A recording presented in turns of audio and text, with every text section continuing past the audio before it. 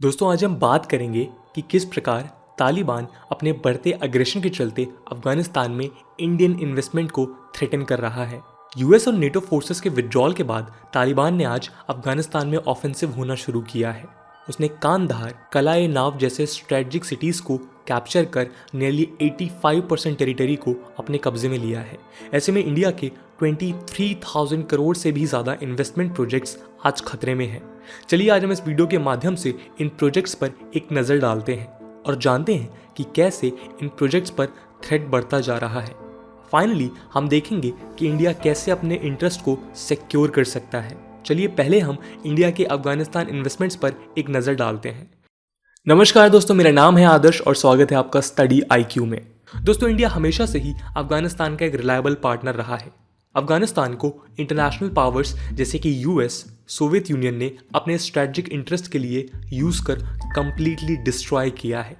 1970s में Soviet expansion को रोकने के लिए यूएस और पाकिस्तान में मुजाहिदीन को ट्रेन और आर्म्स सप्लाई करना शुरू किया। 1989 में जब सोवियत आर्मी ने यहाँ से विड्रॉ किया तब मुजाहिदीन अफगानिस्तान में पावरफुल बन गए। उन्होंने कई टेरिटरीज पर अपना कब्जा जमाया। फाइनली 1996 में तालिबान ने अपना रूल इस्टेब्लिश किया, जिसे यूएस ने 2001 में वॉर ऑन टेरर कैंपेन के तहत ख़त्म किया। जहां एक तरफ यूएस, रशिया, पाकिस्तान अपना इंटरेस्ट ढूंढ रहे थे, वहीं दूसरी तरफ अफगानिस्तान को पॉलिटिकल और इकोनॉमिक इंस्टेबिलिटी का सामना करना पड़ा। ऐसे में इंडिया ने अफगान इकोनॉमी को रिवाइव करने में हेल्प किया। Roads, dams, electricity, transmission lines, schools, hospital construct कर इंडिया का डेवलपमेंटल असिस्टेंस आज $3 बिलियन के पार चला गया है। 2011 के India Afghanistan strategic partnership agreement के तहत इंडिया ने इसी असिस्टेंस का रिकमिटमेंट किया है। आज बायलैटरल ट्रेड $1 बिलियन से भी ज़्यादा है।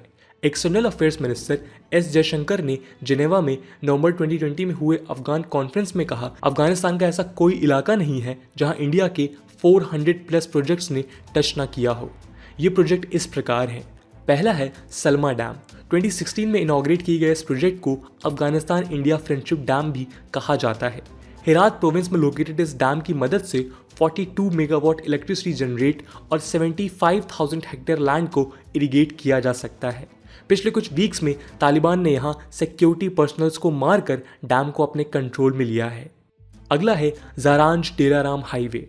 218 किलोमीटर के इस हाई प्रोफाइल प्रोजेक्ट को इंडिया के बॉर्डर रोड ऑर्गेनाइजेशन यानी कि BRO ने अंजाम दिया है।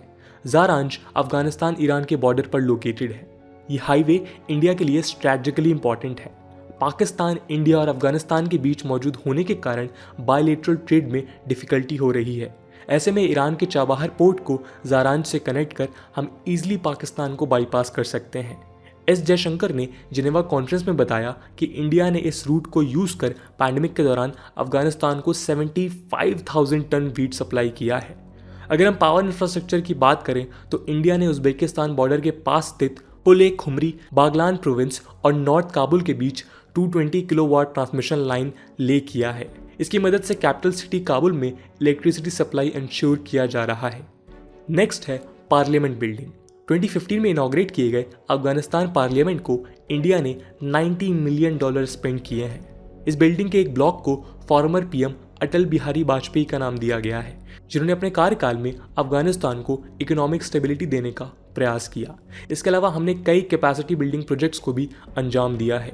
1985 में बनाए गए Indira Gandhi institute for child health को रिकंस्ट्रक्ट किया है और इंडियन मेडिकल मिशन के तहत border provinces Badakhshan, Balkh, Kandahar, Khost, Nuristan etcetera में क्लिनिक्स स्टैब्लिश की हैं।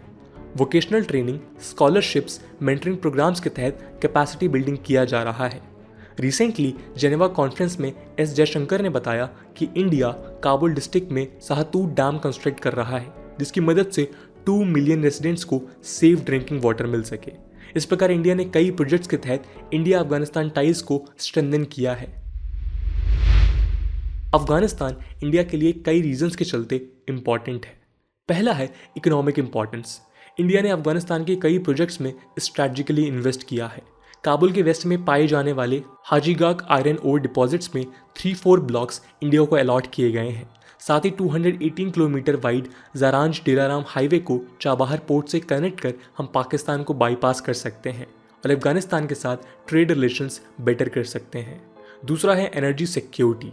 दोस्तों 13 दिसंबर 2015 को तापी पाइपलाइन प्रोजेक्ट पर काम शुरू किया गया। इस प्रोजेक्ट की मदद से नेचुरल गैस को कैस्पियन सी और तुर्कमेनिस्तान से होते हुए अफगानिस्तान पाकिस्तान को कनेक्ट कर इंडिया तक पहुंचाया जाएगा। ऐसे में अगर अफगानिस्तान पॉलिटिकल इंस्टेबिलिटी से जूझता है तो इस प्रोजेक्ट को कंप्लीट करना इम्पॉसिबल होगा। अगर हम स्ट्रेटजिकली देखें तो अफगानिस्तान इंडिया के लिए काफ़ी इंपॉर्टेंट है। इसकी मदद से हम पाकिस्तान को 2 फ्रंट से थ्रेटन कर सकते हैं। अगर इंडिया को एशिया में अपना पावर प्रोजेक्ट करना है तो हमें स्ट्रॉन्ग और रिलायबल पार्टनर की ज़रूरत होगी जो हमें अफगानिस्तान के रूप में अवेलेबल है। ईरान के चाबहार पोर्ट को जारांज हाईवे से कनेक्ट कर हम चाइना के ग्वादर प्रोजेक्ट को इनसर्कल कर सकते हैं। फाइनली अफगानिस्तान हमारे लिए गेटवे टू सेंट्रल एशिया बन सकता है, जिसकी मदद से हम सेंट्रल एशिया और यूरोपियन मार्केट्स को एक्सेस कर सकते हैं। सेंट्रल एशिया इंडिया के लिए light engineering products, textile, garment etcetera के लिए एक्सपोर्ट मार्केट बन सकता है। इसके बाद सिक्योरिटी के पर्सपेक्टिव से ये रीजन काफ़ी इंपॉर्टेंट है। अफगानिस्तान और पाकिस्तान को टेररिस्ट सेफ हेवन मानते हैं। इन कंट्रीज़ के बॉर्डर्स इंडिया के पास होने के कारण हमारी इंटरनल सिक्योरिटी थ्रेटन हो सकती है। जम्मू एंड कश्मीर के बढ़ते पॉलिटिकल इंस्टेबिलिटी का फ़ायदा उठाकर तालिबान यहाँ वायलेंस क्रिएट कर सकता है। इसलिए सेफ एंड सिक्योर अफगानिस्तान का होना ज़रूरी है। आज तालिबान ने एग्रेसिव पोस्चर लेना शुरू किया है और एक एक कर इंपॉर्टेंट एसेट्स पर अपना होल्ड बनाया है। यूएस और नेटो फोर्सेस ने गवर्नमेंट सिक्योरिटी फोर्सेस को केओस में छोड़कर विदड्रॉ करना शुरू कर दिया है। उन्होंने डोमेस्टिक फोर्सेस को वीक कर अपने बलबूते पर छोड़ा है। ऑस्ट्रेलिया ने भी अपनी एम्बेसी को बंद कर दिया है। तालिबान ने काबुल के इंडियन एम्बेसी, कांधार के इंडियन कॉन्सुलेट और कई इंडियन गेस्ट हाउसेस पर अटैक किए हैं। रिसेंटली जुलाई 6 को तालिबान ने सलमा डैम पर अटैक कर 16 सिक्योरिटी पर्सनल्स को मारा। अगर हम बात करें पाकिस्तान और चाइना के रोल की, तो अफगानिस्तान के गवर्नमेंट ने पाकिस्तान के आईएसआई और उनके प्रॉक्सीज, लश्कर ए तोयबा और हक्कानी नेटवर्क को अटैक्स के लिए ब्लेम किया है।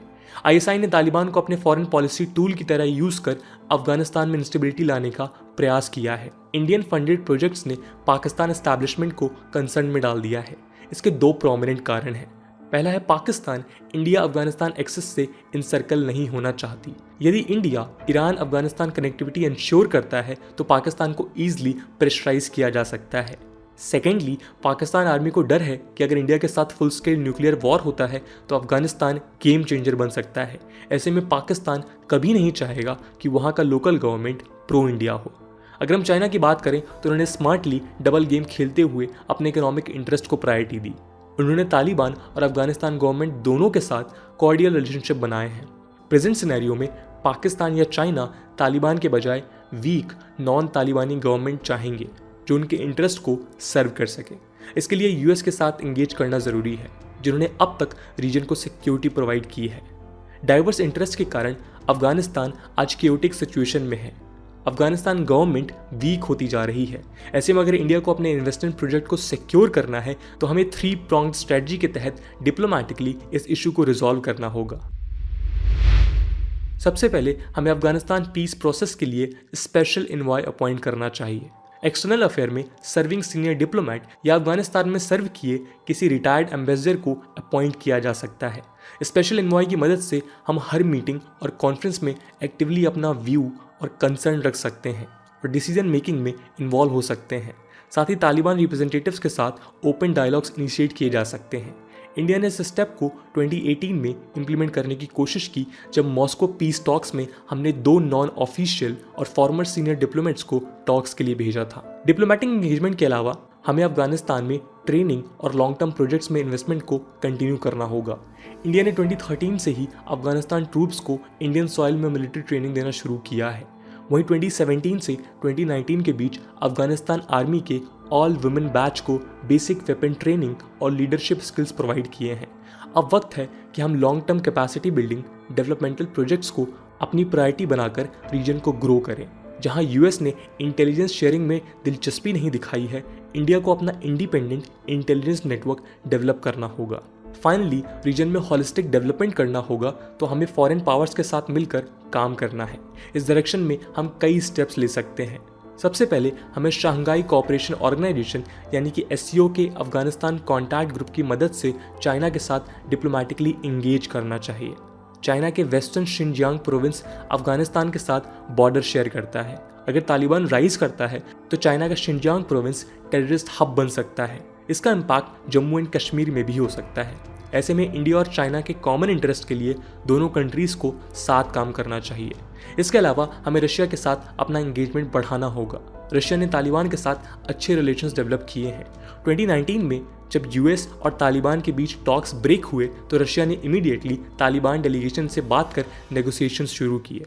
जहां अब तक इंडिया ने तालिबान के साथ ओपनली इंगेज नहीं किया है, रशिया की मदद से हम एक्टिव स्टेक होल्डर बन सकते हैं। अगर हम ईरान की बात करें तो इन्होंने इंडिया को हमेशा रिलायबल साउथ और साउथ वेस्टर्न अफगानिस्तान का इंटेलिजेंस शेयर किया है। एक सीनियर इंडियन ऑफिशियल के अनुसार यूएस और पाकिस्तान के बाद ईरान अफगानिस्तान का सबसे इंपॉर्टेंट पार्टनर है। ईरान ने पास्ट में इंडिया को तालिबान फैक्शंस के साथ सीक्रेटली मीटिंग्स ऑर्गेनाइज की हैं। ऐसे में हमें ईरान को अपना स्ट्रैटेजिक पार्टनर बनाकर रखना होगा। फाइनली यूएस के साथ कॉन्स्टेंटली इंगेज करना जरूरी है। जहां अब तक अफगानिस्तान में इंडिया और यूएस का कॉपरेशन लिमिटेड था, वहीं आज यूएस के पीसफुल विड्रॉल के लिए इंडिया का रोल इंपॉर्टेंट है। दोनों कंट्रीज के कुछ कॉमन इंटरेस्ट हैं, जैसे ensuring stability in Afghanistan, preventing rise of Islamic State and use of Afghanistan as a launch pad by international terrorist. इन इंटरेस्ट को ध्यान में रखते हुए हमें यूएस के साथ इंगेज करना चाहिए। दोस्तों, इस प्रकार हमने देखा कि कैसे तालिबान ने इंडिया के अफगानिस्तान इंटरेस्ट को जियोपर्डाइज किया है। ऐसे में हमें पीस प्रोसेस में एक्टिवली इन्वॉल्व होकर बोल्ड स्टेप्स लेने होंगे। पीएम मोदी ने लुक बियॉन्ड डोगमा पॉलिसी के तहत बोल्ड स्टेप्स लिए हैं, जैसे पाकिस्तान के खिलाफ फोर्स का यूजेज, मिडिल ईस्ट के साथ stronger ties etcetera. S Jaishankar के अनुसार इंडिया ने अपने इंटरेस्ट को सिक्योर करने के लिए प्रोएक्टिवली रिस्क लेना शुरू किया है। अब हमें ये रिस्क अफगानिस्तान में भी लेने होंगे ताकि हमारे इंटरेस्ट सिक्योर रहें। दोस्तों, इस वीडियो में बताए गए तरीकों के अलावा ऐसे कौन से और तरीके हो सकते हैं जिससे इंडिया अफगानिस्तान की स्टेबिलिटी और उसकी पीस प्रोसेस में डायरेक्टली इन्वॉल्व हो सकता है? कमेंट सेक्शन में ज़रूर बताइएगा। आज की वीडियो के लिए इतना ही। आई होप आपको वीडियो पसंद आई होगी, और अगर पसंद आई है तो अपने दोस्तों के साथ शेयर करना मत भूलिएगा। हम मिलते हैं अगले वीडियो में, तब तक के लिए जय हिंद, जय भारत।